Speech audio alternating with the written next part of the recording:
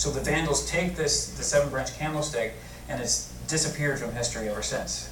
No one knows where it is. So I was really hopeful that the new Indiana Jones movie that came out would have went, the whole issue would have been finding the seven-branch candlestick from the great temple in Jerusalem. That would have been a great story. Instead, he's off searching for some crystal skulls or whatever. But this would have been, I think, better. So if anybody has an in with George Lucas or Steven Spielberg, let me know, and we'll put together a screenplay. So our time period comes to an end here with the fall of the Western Empire in 476. And this is an important event in the history of the church. Basically what happens is central authority in Rome is devolves into the local German chieftains throughout the empire in the West. There have been political intrigue in Rome for the last 20 years. There have been 8 emperors set up by these various German tribes. Eventually the last Roman emperor is a young boy by the age of who's 16 years old, whose name is Romulus Augustulus. He is forced to resign by an Arian Hun by the name of Odoracer, and Odoracer becomes king of the Romans, the first king of Rome in 1,000 years. So what ends up happening is this, again, central authority dissipates to the local German chieftains throughout the Roman Empire, and the church now is the one who has to come into the void, into the vacuum that's been created by this loss of central government authority. And it's the church now who will continue to carry on Western civilization and give some sort of administration to the church as a whole. Our period ends with our final event on the conversion of the Franks, where the Franks we mentioned were this German barbarian tribe, came into Gaul, what is modern-day France, and their king at this time is Clovis. And Clovis is a pagan, but he's married to a woman by the name of Clotilda.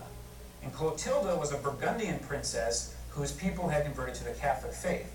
So she's known as Saint Clotilda because she was able to convince her husband Clovis to finally embrace the Catholic faith. And so the Franks become one of the largest and most important and influential German tribes to convert to the Orthodox Catholic faith, instead of being Arian like some of the other German barbarian tribes. So the Franks then begin this whole conversion of Clovis and his warriors on Christmas Day in 496, form the bedrock of this relationship between the church and what is now modern-day France. And this is where some of us might have heard the phrase that the church, or France, is known as the eldest daughter of the church. And this is where it comes from this conversion of Clovis. So we've come to the end of our period, and we'll begin our next session on missionaries and the emperor.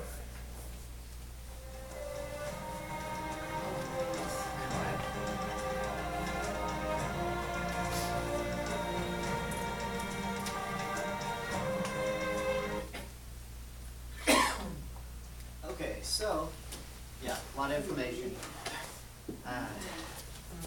There's no test, right?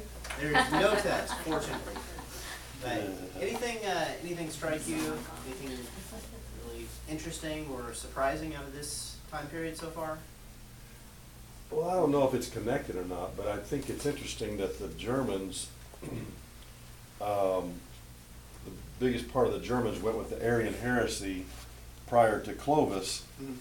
And when Hitler was trying to restore the Aryan race, and I don't know if that's the same Aryan or not.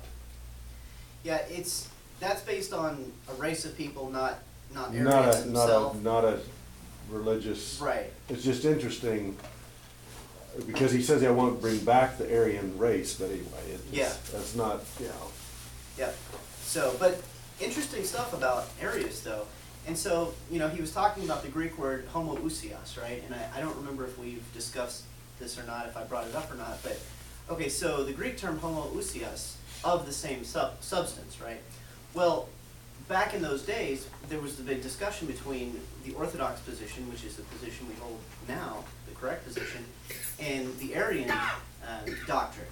And so there was a discussion between, was Jesus of the same substance, or was he like the same substance? And the difference in the Greek terms was homoousios versus homoiousios. And it was a difference of one I, which the Greek letter I is iota. So if you've ever heard the phrase, doesn't matter one iota, that's actually where it comes from. Because there was the discussion between homoousios and homoiousios. So kind of an interesting little bit of trivia. Very good. So, and then another interesting point out of this one that I wanted to bring up was the Theotokos versus the Christotokos. Did you all catch that about the significance of that? One nature, two natures. Yeah, so, you know, when we talk about Mary and who Mary is and why is that even important?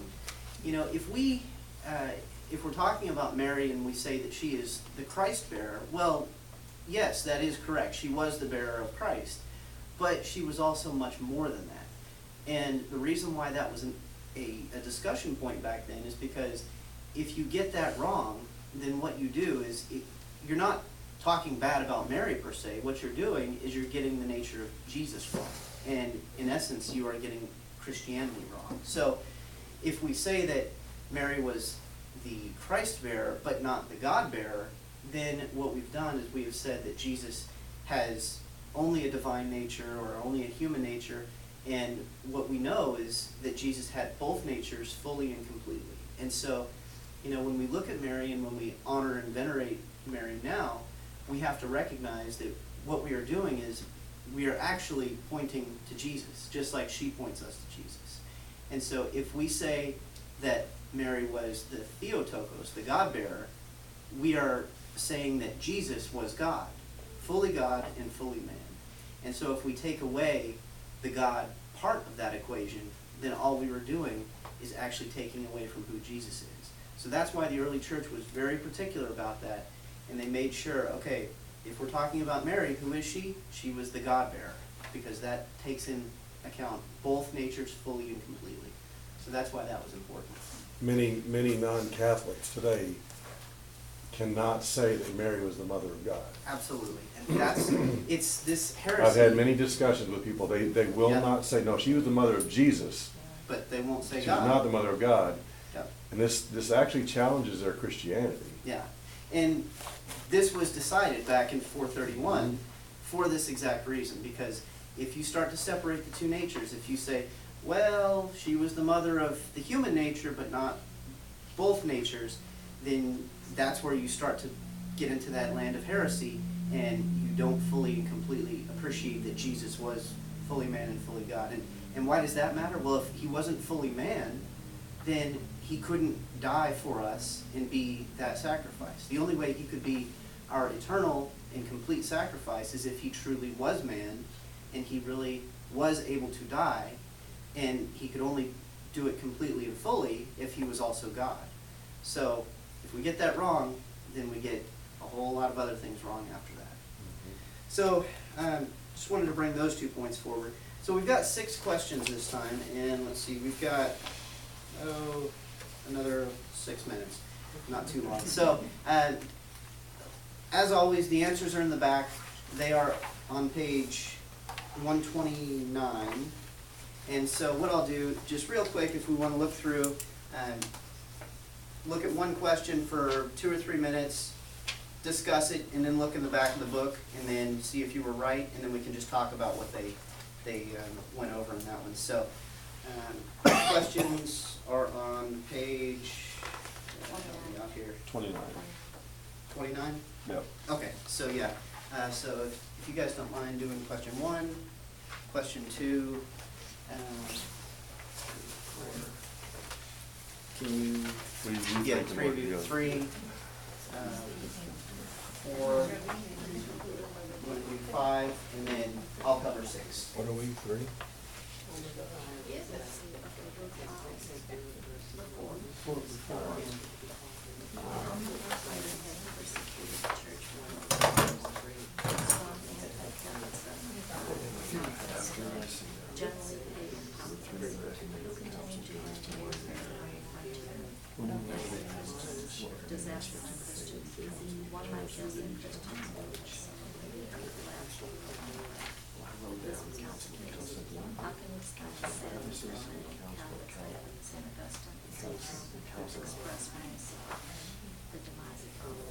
The names, I mean, years.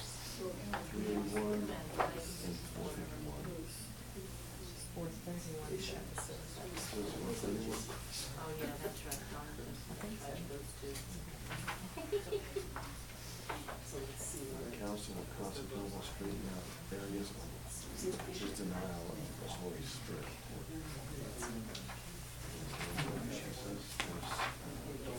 The stories. My notes don't directly address that particular question, No. so. Jesus was not something.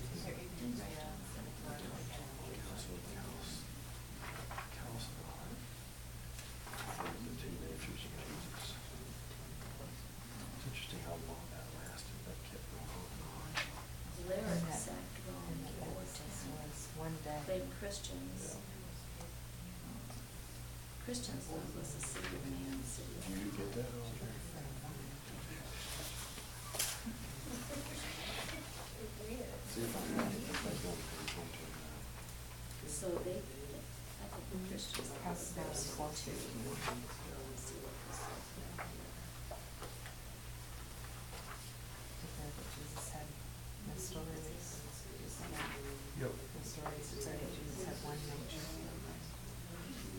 Don't I come and so forth. Public council Ephesus. So forth.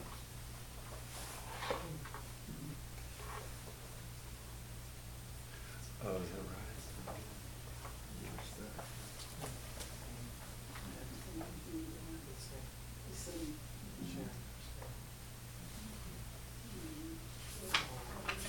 And then we learned about this.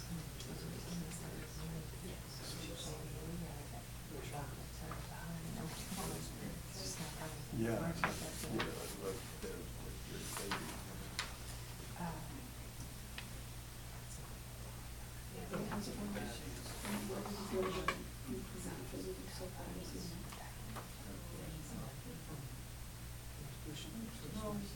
Where did he show up?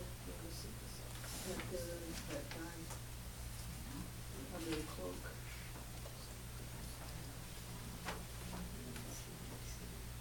So let's go ahead and wrap it up just a few more seconds here. It's getting close to 6:30. I'm gonna give you a couple of possibilities here. All right.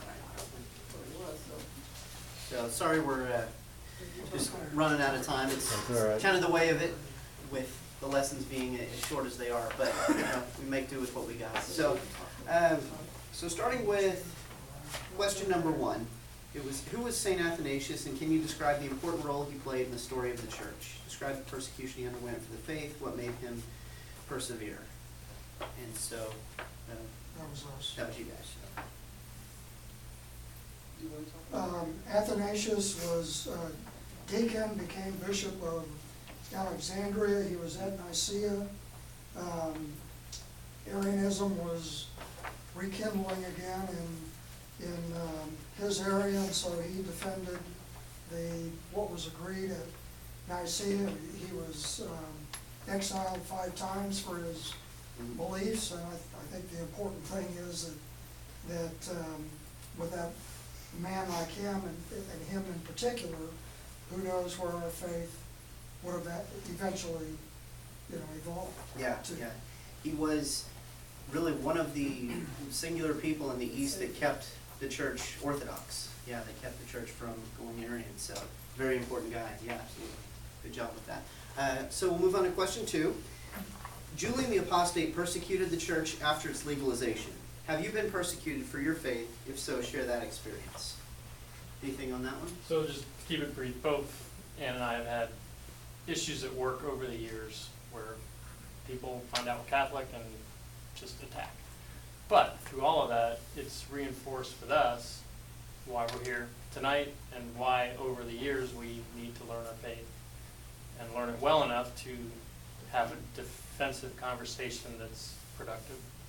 And so we continue to grow and continue to learn. That's the only thing we can do. Yeah, that's awesome. And that's- Ours, of course, was the hardest question. I'm kidding. Yeah. You know, it's I'm like, lucky you got that one. Well, yeah, I mean, that's why we have this class, that's why Yeah. we're offering it, because so much of this stuff we don't know, and if we don't know it, how can we defend? So, yeah, thanks for even sharing defend that. with your kids when they go to college Sure. and they come back, or family. Yeah. Everywhere, every day. Mhm. Okay, question number 3. After Nicaea, there were 3 other ecumenical councils during this time period. When and where were they held, and what main aspects of the faith did each council address? Which heresies did each council condemn? All right, Council of Constantinople was in 381, straightened out the Arian heresy on the Holy Spirit. Council of Ephesus was in 431, and it fought the issue of Mary not being the mother of God, and Jesus was not really truly human. And then the Council of Chalcedon, 451, and that defended the two natures of Jesus. Very good. And for anybody that might want it, in the index on, appendix on page 205, it lists the 21 ecumenical councils of the church, and on 202, it lists the major heresies and schisms by their time period. So that's a handy little tool. You'll hang on to these books after you're done with this class. That's something that you might reference in the future, so just a good thing to remember that's there. Okay, good job on that. And then question number 4. The Roman Empire had persecuted the church for hundreds of years, and a strong anti-Catholic sentiment thrived among the still generally pagan populace, who continued to blame warfare on the frontier and natural disasters on Christians. One might guess that Christians would have celebrated the collapse of the Roman Empire, but this was not the case. How can you explain the sadness that many Catholics, like St. Augustine and St. Jerome, expressed when they saw the demise of Rome? So, y'all have anything for that? Well, that was a tough one. I had to look at the answer. The Catholics have always been good citizens of whoever was ruling their country at that time. Right. And they were good citizens to Rome, even though at times they were being attacked. But it says here it was a common theme among the church fathers to preach that the barbarians were being sent against Christian Rome as a chastisement from God for their sinful ways, much in the way ancient Israel was sent into exile by the Babylonians. Yep, that's it right there. Good job. Okay, question number 5. Pope St. Leo I, or Leo the Great, is one of the few popes in all of history to be called great. What were some of his significant accomplishments, and why do you think he is called great? What makes a pope great? Well, he wrote a book that's known as the Tome of St. Leo. Yep. It defended the two natures of Jesus, both being divine and being human. He was a very intelligent man. He also defended Rome against Attila the Hun and the Vandals later on, and by doing so, well, the Vandals, they still came through the city, but he prevented them from destroying, the major monuments and things of that nature. Yeah. he probably saved Rome itself, and therefore the church itself, which had Rome fallen, it might have been a loss of the sole source of the orthodoxy of the church at the time. Right. Yeah, which, it was those main two things. Intellectually, he was a giant, and then politically, he intervened and was a giant in that respect, and so that made him great. And the other part of the question, what makes a pope great, that's up for debate, and in fact, we have a former pope who many people are calling great now, Pope St. John Paul the Great. So I guess history will determine whether that sticks or not, but he certainly was a great man and a great pope. I was going to say, I think it's interesting that, we're talking about orthodoxy, and, I've said to people, I'm an Orthodox Catholic, and they think that means that you're, Eastern Rite or, right. Or right, or yeah, that's the lowercase o, it's right, not right, the right, big O. Right. So, and then last question number 6. The baptism of Clovis in 496 is another monumental event in church history. Why is that important?